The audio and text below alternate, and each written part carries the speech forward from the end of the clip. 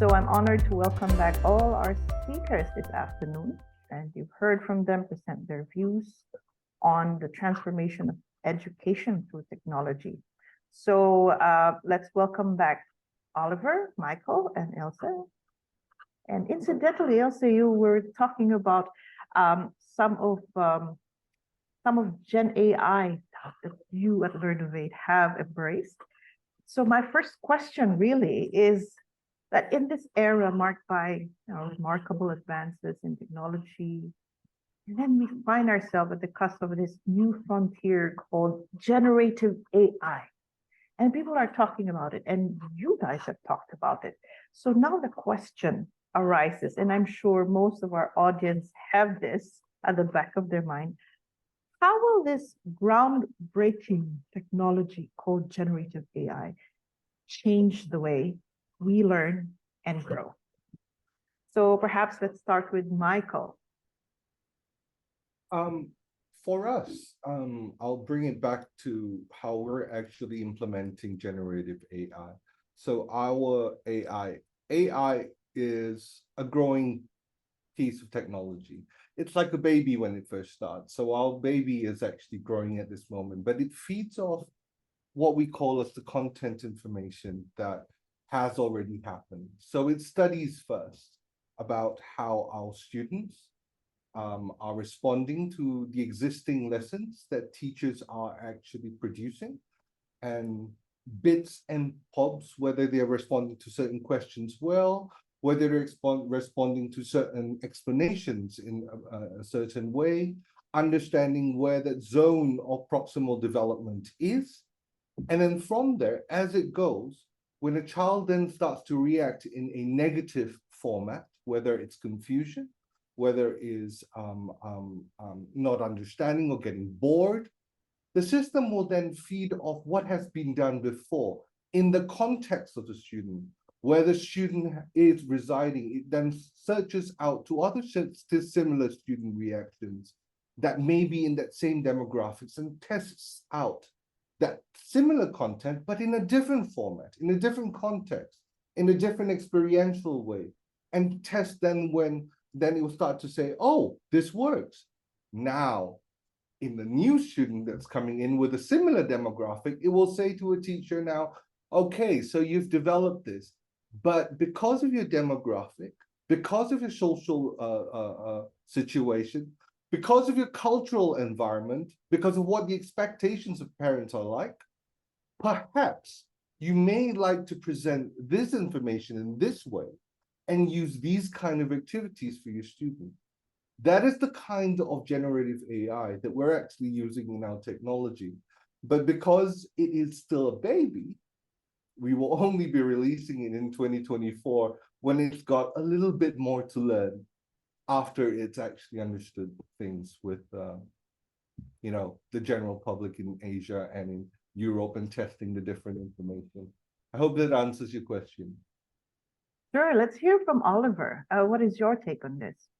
Sure. I think we are definitely coming to a point where the whole process, whole model of learning, both for the role of the student and the teacher, is certainly evolving, right? I guess Michael spoke quite a bit around the angle that was presented, and I certainly also welcome any audience to share their comments, in the chat, or even unmute yourself and speak live. In the whole process of how we ascertain or we assess whether a learner has picked up the right knowledge, proctoring is very important. And the way we proctor and assess a student's acquisition of knowledge is purely based on a test, assessment, or examination, right? We put them through a piece of paper, they answer the questions, the teacher mark it based on keywords or the right answers, and you assume that the knowledge has been acquired. But that doesn't get very far because besides the fact that the person is able to reproduce content or perhaps repeat the words that's being used correctly, it doesn't mean the person has actually acquired the knowledge appropriately. We probably need to see a transition between knowledge acquisition in terms of content realization to a point whereby we look at competency the need for competency for us to execute our jobs properly, or perhaps in the form of solving problems. And eventually, I think the jobs that we see are certainly evolving, right? If we read the reports by the World Economic Forum, Jobs of Future, right? The latest report that was published in May this year suggests that jobs will be replaced and jobs will be rewritten. And as they are rewritten, right, it requires us to relearn and pick up new knowledge and pick up the latest technology that can help us perform our job better. Now that's all going to evolve, right? And with that evolvement, evolution, we're going to see that it's not just the learner and the whole learning model that's going to change, right? It's going to affect HR, right? The HR function is no longer just simply scheduling an employee to a series of classes.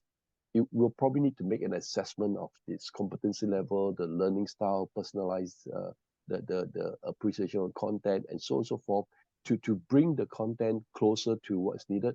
And hence, as I've mentioned in my presentation earlier, the just-in-time learning model will have to flow in very quickly.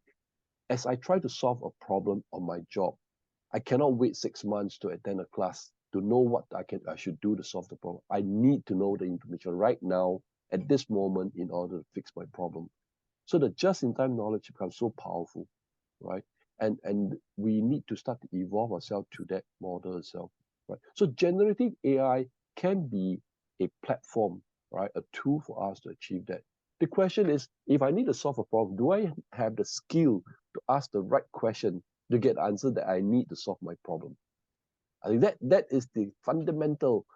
And I guess today we are not teaching our learners, our young generation, how to ask the right question, to evaluate the question, and then be able to answer them appropriately, right? So that is the view that I think we should start looking at very closely.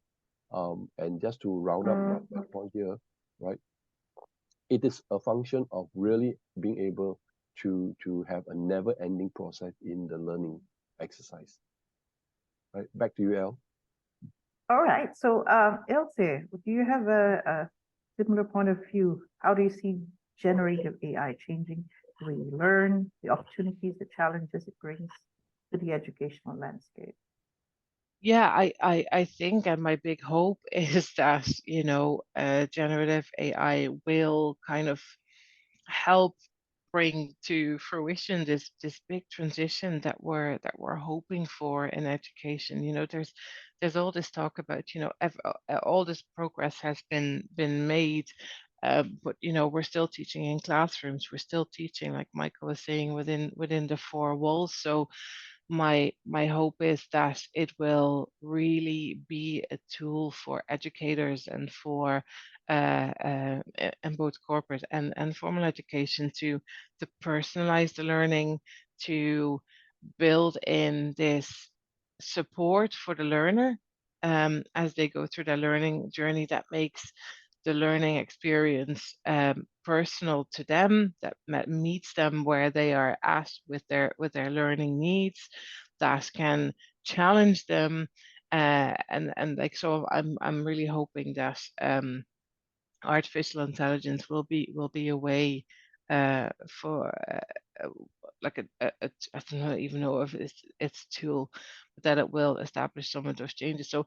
like, I'm not a technical person, but it is like my hope is that we're coming to grips with this collectively and understanding how we can help learners to learn. I think that's what I'm hoping will happen.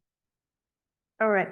So I'm sure some of our audiences would have their, their individual insights, their comments, their feedback. Please do type in the chat if you have anything to add. Start a discussion with the rest of the attendees we have on this webinar.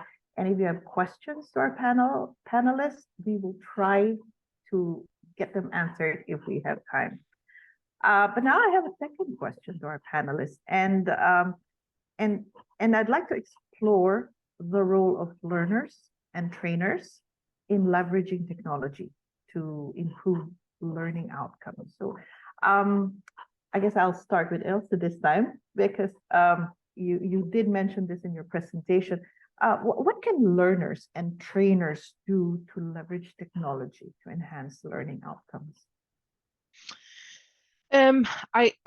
Ooh, I think the one thing it's a big ask for learners and for educators to kind of keep following all of these changes in technology, right? So I think one thing that they need to do is ask ask for what they need, understand what they need as learners, understand how, and this coming back to the age-old kind of concept of taking responsibility for your own learning, right? So um, I think they need to ask what they need, and I think they need to ask for support, but also kind of do this self-reflective piece of, as a learner, you know, it is important for me that I don't get stuck doing the same thing because the world around me is changing. So I constantly need to kind of find that motivation to engage with learning, which is not always a given, you know. Sometimes people can be quite resistant to that change. And I think it's okay for learners to feel that way. And I think where kind of educators need support is to understand how the technology kind of supports their kind of facilitation or their teaching practice. Um, try and carve out the time for that, look for supports from their organization so that they can better support the learners in that. So it's just this kind of idea that it's okay to be a little bit apprehensive, but also to realize that there is a lot of benefits to this, and the history is showing that there's a lot of benefits to applying learning technology or technology to learning.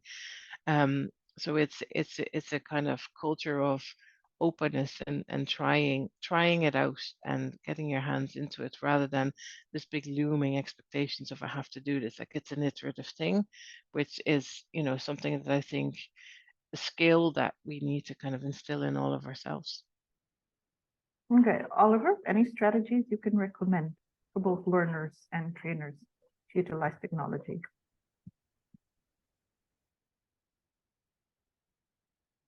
Um, I guess at the end of the day, it's going to stem from the motivation of the learner, right? We definitely need to nudge the learner to pick up the interest to acquire knowledge, right? Um, uh, I guess I grew up from an environment whereby we need to go to school because we need to go to school, right? But clearly, some of our peers, some of our good friends, actually have this urge to acquire knowledge because they want to do something. And these are people who eventually become very successful down the road. We need to build that same form of passion for knowledge, for content, as young as they can possibly be. And to do so, introducing them and exposing them to real life problems are key. Sometimes as parents, we tend to be a bit more protective of what they should know or what they should not know. In fact, we should expose them and guide them to filter and extract what is relevant to the way they do things. I think that's probably the way to go. There's a lot of discussion we can have in this area, but really I center everything around the learner motivation. Mhm. Indeed, there's a lot to be discussed on this. But Michael, your thoughts on empowering learners and trainers to maximize So I benefits? hear a lot about the word motivation, and I hear a lot about that, and especially I've got this question about how will AI help with teaching students with special needs. So we're talking about teachers and learners. I'd like to start with saying when it comes to learners, I would say don't worry about the learners using technology. I think the new generations are probably even more apt and at using technology than us. To give you an example, my nephew, who is about 11 years old, is using ChatGPT to write his assessments. And I think it's perfectly fine because the assessments that he writes, he actually gets the information quickly. It's kind of like doing a Google. All right, this is a modern Google, if you would say. But the thing about it that I really loved about him is he's actually processing the information. That is the important part. This is where learning takes a different stage. It's no longer knowledge acquisition. It's the ability to actually formulate the information, to be able to use it to what they need. And that is what we need to empower these kids with right now. And that's about the skills, the questioning skills, like Oliver has mentioned. It's about the skills of communication, skills of information literacy, whether the information is correct, because AI can be wrong too, by the way. But the most important thing about teachers, I think teachers cannot be faulted for being adverse to education, to technology, because they are probably one of the most underappreciated, overworked, and overloaded people. I think what we need to do as technologists is to make their lives easier, but at the same time, we need to show them that they're not to be afraid of it, because they come from my era. In my era, I had the chalk and board. If I didn't do my work, a chalk will go flying at my head. So that was where I was born. And most of these teachers today, they are afraid of what's going on today. So we need to support them by showing them different ways of how to do it. As technologies, we don't just provide the platform. We don't just say, oh, this can do all that. It's how can we help you achieve your goal? And more importantly, go back to the basics of pedagogy. Use context, like context-based learning, concept-based learning by Lynn Erickson. Ensure that your kids are having, applications to what they're learning to their life, not to what examples that you'd like to give. You need to ensure that any contextual experiential learning you give and any problems that you give to assess them on must be relevant to what they actually do. Don't talk about the space and the stars and the moon when perhaps they don't even relate to that. If you want to talk about algebra, talk about Adidas and the new shoes that are coming up, because that's more relevant to them. You need to get back to basics, is what I'm saying. Forget about the tools first. Talk about the education and then talk about the tools. And then bring the tools in once you've tried it, once you've used it, iterate it, and then expand on it. So don't focus first on the technology. Focus on your child, your student, your learners. Okay, focus on the learner. And so this is the human element, right? And we've been talking about technology and now we're shifting into human elements. So I think this is my next question. And let's start with Oliver. Could you shed some light on your thoughts on the critical human elements that should be preserved and nurtured as technology integrates further into education? El, that's a good question. In fact, the question you're asking is related to one of the questions raised in the Q&A board, right? And I like to kind of highlight that particular comment that's being suggested there by one of the audience. It says that I don't need to learn anything because the machine can do it all, right? And that's a very good point, right? What do I need to learn, right? When any answers I need to get, I guess need to ask ChatGPT or in time or search Google and so on and so forth, right? I would draw the analogy to two movies that I love very much, right? And I shared this with many of my audience that I talk to. One movie is Wall-E, right? It's an animation that was produced about a decade, 2 decades ago. It's a very interesting movie about how technology has become part of our life so much that if there is any toxin in our food or any poison in the drink, the machine will quickly take it away from you without having you to fall sick or drink and fall sick, right? If you think of anything, whether you want to watch a movie, whether you want to ask any question, the machine will always be there to support you. Guess what happens to the human? They become bubbly, right? They don't need to use their limbs, they don't need to use thinking, any logical thinking, they just make their wishes and they get what they want, right? So when we say that, the machine knows it all, we don't need to learn anymore, yes, that's true. The question is, do we want to be the humans in the movie Wall-E, right? I don't think so. I think I want to be masters of technology. I want to be in command. I want to be in control. I want to know what's happening. And we human beings are people who eventually believe that, we want to be aware of things. And I draw you now to the next movie that I like, Star Trek. I love Captain Kirk. When Captain Kirk says he's trying to solve a problem, he taps on his collar and says, computer, blah, blah, blah, blah, blah. He asks a question. And computer gives him some answers. Does he follow every single advice the computer gives? No. He evaluates them, he asks his staff, and then he makes his decision as a human because he wants to be in control and because he is the master of technology. So while we believe that the machine can has all the answer, possibly all, while subjected to biasness and everything else, right? We humans still wants to be the master. We want to know how it works. We don't need to go into the detail of search and the computation to make it work, but we want to know how it works. We want to make the final evaluation. And that way, we are able to leverage the technology to augment our human capability, right? To make us better, to make us do things we should never thought we could do, and eventually, right, extend our potential to achieve further. And that is what we want to do with technology. So I'm not afraid of learning. I want to learn better and faster and more efficient than the machine, not in the level of details, but really at the level whereby I know enough to make the final call. So that would be my feedback, and I guess to answer the question in the chat as well as your comment, Al. All right, thank you for that, Oliver. A lot to chew on and think about. Now, Elsie, what do you think are the human factors that are vital to maintain in the face of advancing technology? Yeah, and I love Wally too, Oliver, and I very much agree with you that we don't want to become those humans. And Michael, you alluded to that in your presentation as well. I think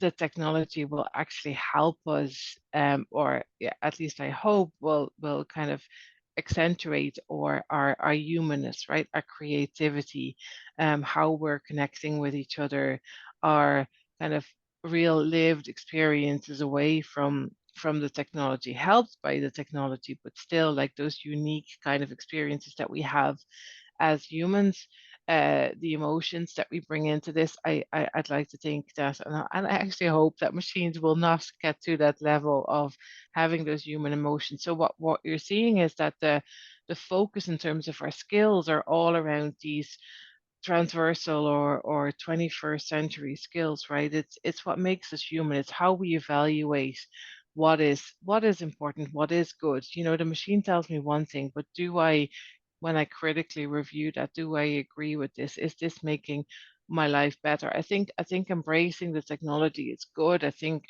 from my presentation it showed that, when we embrace it, we actually kind of forward our species as a whole. I think AI um will be no different to that. I think it will be a very kind of quickly accelerating development, and we kind of right now are just trying to get the grips with it. But ultimately, I think we need to try and use it to give more meaning to our lives. And I think that that piece of meaning, that giving meaning to our lives, is what makes us human, right? And I don't think a machine, or I hope a machine will not tell us how to do that. That's what we decide. So it's honing in on those skills that make us essentially human. And yes, we're flawed and we're not as efficient as a machine, but we bring meaning to our lives, which enriches our lives, and technology can support that. So All right, so Michael, your insights on balancing human factors and technology.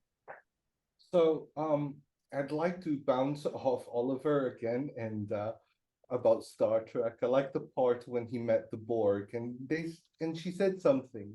You humans are unpredictable creatures. And that is what I've always thought about when I played chess with my father.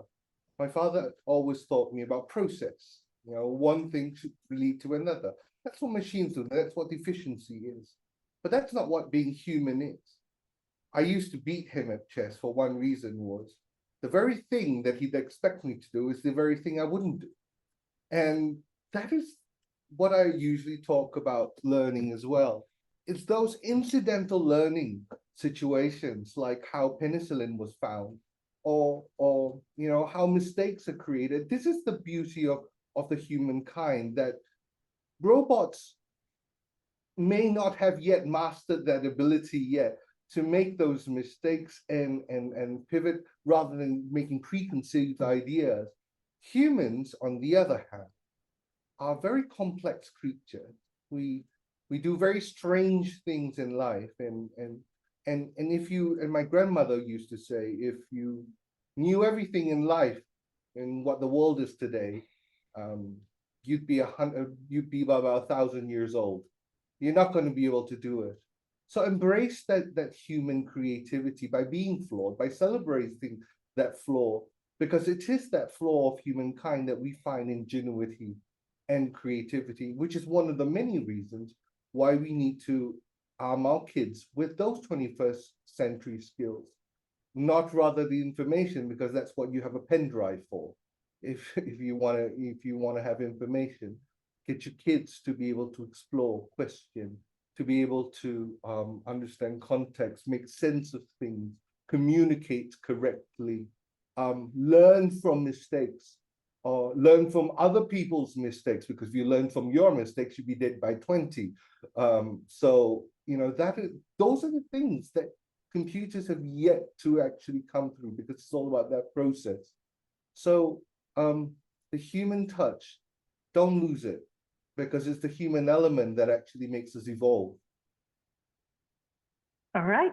Okay. We are actually, my time here in Singapore is 4:30 p.m. We do respect your time, but if you can indulge me, please, with just one final question, 5 minutes, I'll just throw it to the panelists before we say goodbye to everybody. It's a very, very rich discussion, but, you know, as we conclude this panel discussion on the impact of technology in learning, it's also essential to address the issue of assessing technology-driven learning models. So in this age of constant innovation, our final question to our panelists: how can we ensure these models are effectively evaluated to enhance the educational experience?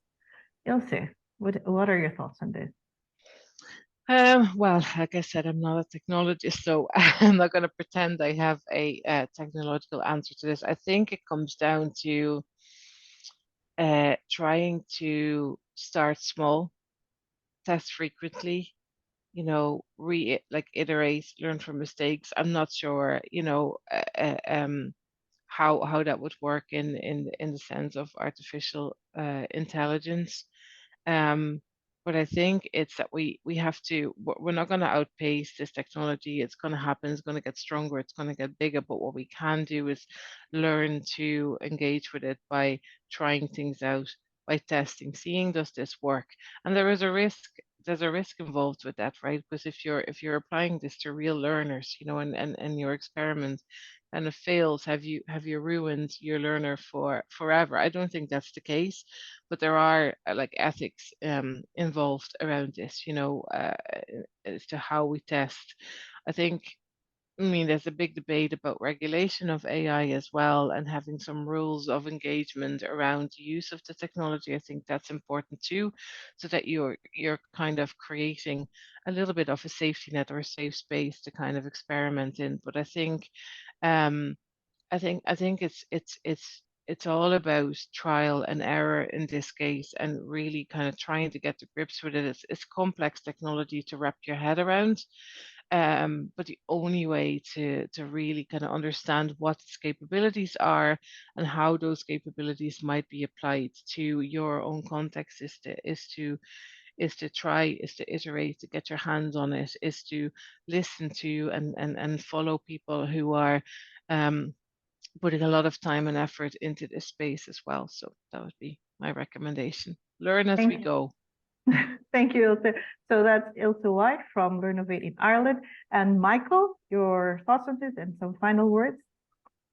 Very quickly, don't try to assess anything too much. You can micromanage it to the little bits. So what I would say is, like, our platform is already assessed directly with Education Finland, that actually tests a platform for its pedagogical adaptability, knowledge structure, go through, ensure that your platform is being assessed by one of these ISOs, We chose Alliance Finland because that's where the heart of education actually lies in the modern world today.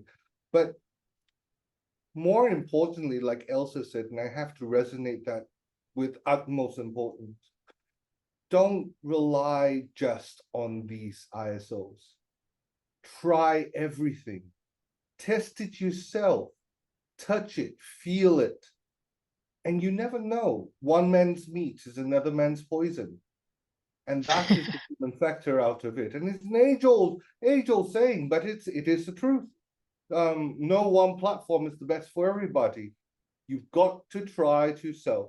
You've got to play it yourself. And if it's complicated, don't be afraid, because some of the most beautiful things are the most complex things in the world. Just stick with it. Learn to look like from the eyes of a 5-year-old child, and you'll be amazed how the world is.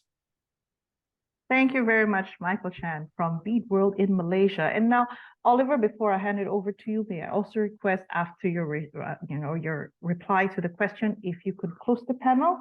Thank you so much.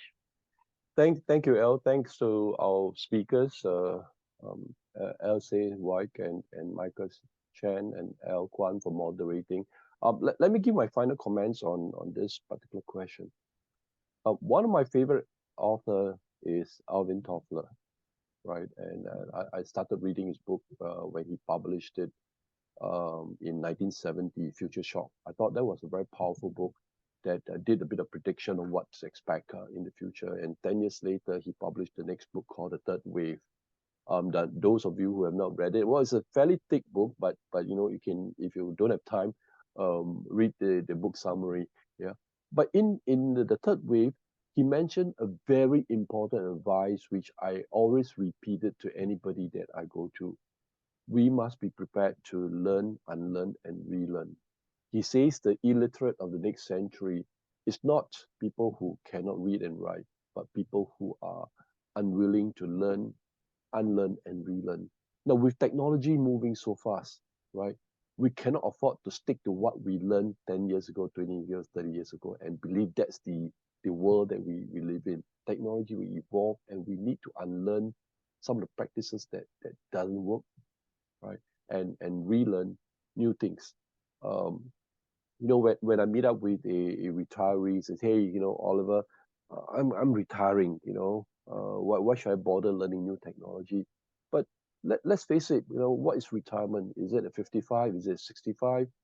We are all working towards extending our economic life. Our longevity has been extended so much, right? You're going to be part of the whole technology wave. It's so important that you get in touch with technology to be able to leverage it, to communicate with your loved ones at home and at work and in the social circle. So the need for us to unlearn and relearn is just so powerful. So I'll leave that advice to the audience to think about, right? The impact on technology, on learning, it's going to be so evident that the more we need to unlearn and relearn as we move forward. We're going to see new technology coming forward, right? AI today, generative AI is there. But in time to come, you may just have AGI, right? Artificial general intelligence. And that's going to be a very powerful intelligence whereby it's no longer narrow and specific to a particular domain, but it can cross-pollinate between different domains.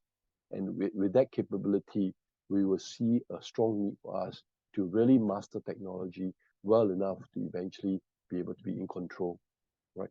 So I hope all of you have enjoyed today's webinar, right? I guess we're slightly over time.